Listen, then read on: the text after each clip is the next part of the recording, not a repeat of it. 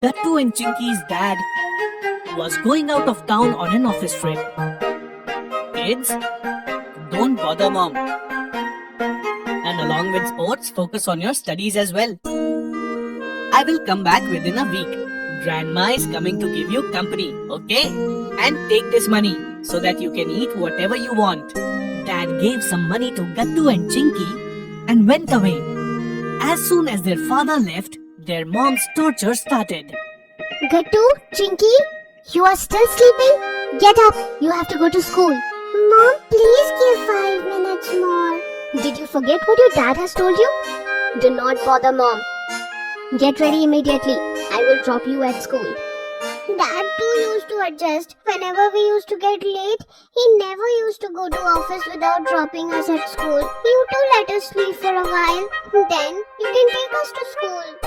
I am your mom, not your dad. Wake up soon, otherwise you won't get anything. No breakfast, no lunchbox. On hearing this, Gattu Chinky got angry and got up from the bed and started getting ready for school. I have kept both your lunch boxes in your bags. Pick your bag up and come down. I have called the taxi online. It will be here in a while. Dad used to carry our bags to the car.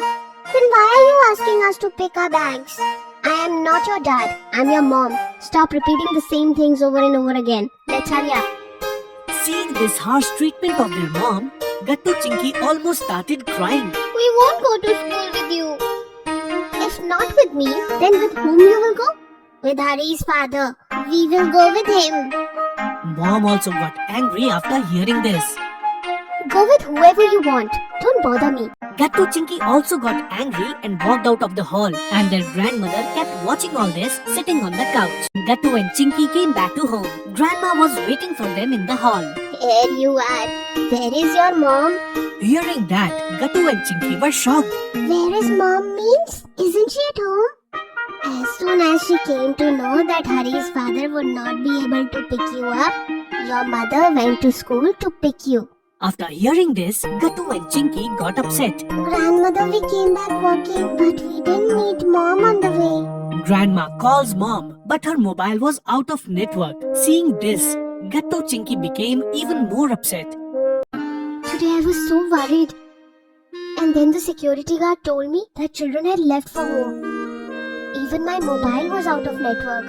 What were you doing for so long? If you would have come straight to home, then you would get to meet the children. As soon as the guard told me the children had left for home, I also started walking towards home. Then on the way I stopped at Bhola Kachori Center. Thought to take some kachoris for the children. I stood in the queue and that's why I got late.